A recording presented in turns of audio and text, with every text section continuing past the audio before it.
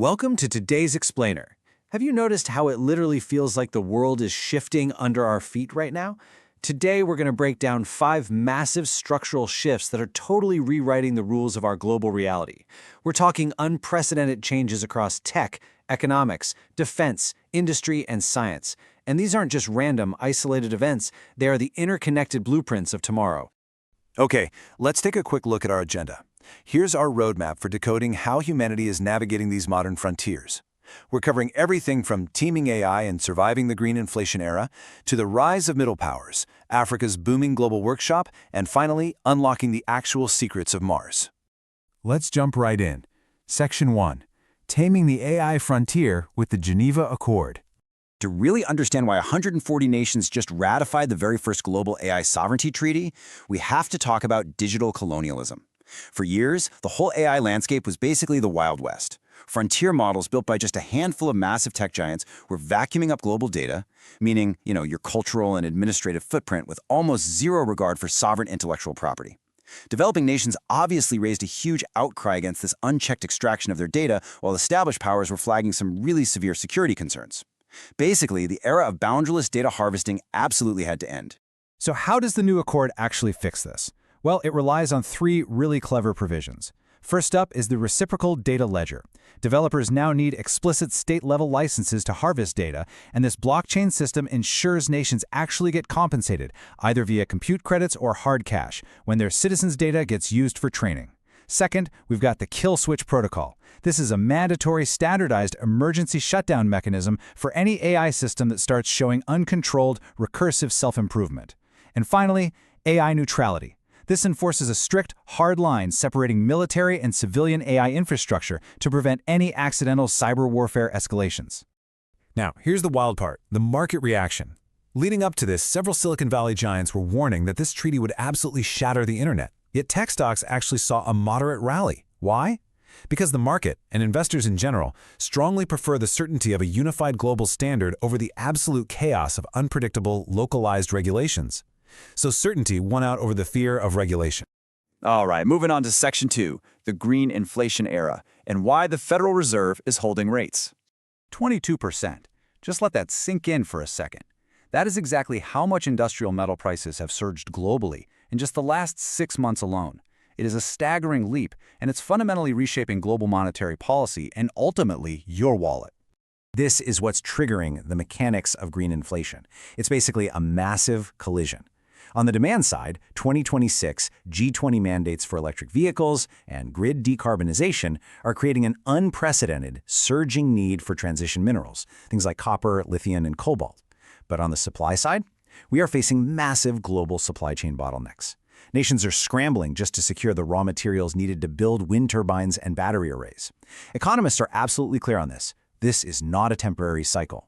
Rebuilding the entire world's energy foundation is inherently expensive, and this structural shift means the era of cheap money is not coming back anytime soon. Because the Federal Reserve is forced to keep the federal funds rate higher for longer to combat this green inflation, the US dollar just surged to a 2-year high against the yen and the euro, and this is having a massive global impact. It's actively crushing emerging markets in South America and Africa. Countries carrying dollar-denominated debt are now facing immense pressure and some very real fears of a severe liquidity crisis. Okay, Section 3. The Middle Powers Rise, featuring the Maritime Shield Pact. The geopolitical map is shifting incredibly fast right now. New Delhi and Jakarta have just signed a comprehensive defense agreement that is seriously altering the security architecture of the Indo-Pacific. For Indonesia, this is huge. It's a massive departure from their historically strict, non-aligned foreign policy. Together with India, they're going to conduct joint naval patrols right in the Malacca Strait, which is the world's most vital maritime choke point, and they're sharing deep-sea submarine tracking facilities. The explicit goal here? Ensuring freedom of navigation, but doing it without that heavy-handed reliance on Western navies. This completely bypasses the traditional US-China Cold War dynamic, and as you might expect, it's triggering some sharp, contrasting reactions. From Beijing's perspective, the Chinese Foreign Ministry issued a pretty sharp rebuke, calling the alliance a destabilizing mini-multilateralism that threatens regional harmony. But over in Washington, the White House actually welcomed the news, praising it as a pillar of regional self-reliance. By aligning with India, Indonesia is boldly stepping up as a real leader of the middle powers. Let's head to Section 4, the new global workshop, focusing on sub-Saharan Africa's manufacturing boom. As manufacturing costs keep climbing in traditional hubs, we are seeing a massive shift in capital. Led by Nigeria, Ethiopia, and Kenya, sub-Saharan Africa is boasting an absolutely incredible 9.5% year-over-year growth in manufacturing output. The region is finally cashing in on its demographic dividend. We're talking about a young, increasingly urbanized workforce, combined with the brand-new Pan-African high-speed rail, which was funded by a consortium of global private equity. Suddenly, this region is incredibly competitive with places like Southeast Asia. So what's actually driving what folks are calling the African economic miracle? Two huge factors. First, digital integration. Widespread, decentralized mobile payment systems have completely bypassed the need for traditional banking, meaning small and medium enterprises can scale up incredibly fast. Second, the sustainability advantage. These aren't old factories getting retrofitted. These are greenfield projects built from the ground up to run on local solar and geothermal power. That makes their exports highly attractive to Western companies trying to dodge carbon border taxes. The main hurdle left? Political stability. Investors are watching the upcoming regional elections like a hawk because any disruption could definitely stall these brand new trade corridors. Finally, Section 5, Unlocking Secrets of Mars and the First Exobiology Triage.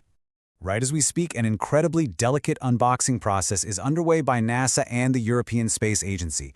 This is the culmination of the journey for humanity's first direct samples of Martian soil. The recovery canisters from the Mars Sample Return mission were grabbed from the Utah desert, safely transported to a high-security biocontainment facility down in Houston, and right now they're undergoing a 30-day non-invasive triage. To make absolutely sure Earth's atmosphere doesn't contaminate the samples, scientists are using synchrotron X-ray tomography to literally peer inside the soil cores without even breaching the physical tubes. It's mind-blowing tech. And the ultimate goal behind all this extreme caution? Scientists are scanning these specific sedimentary layers from the Jezero crater for biosignatures.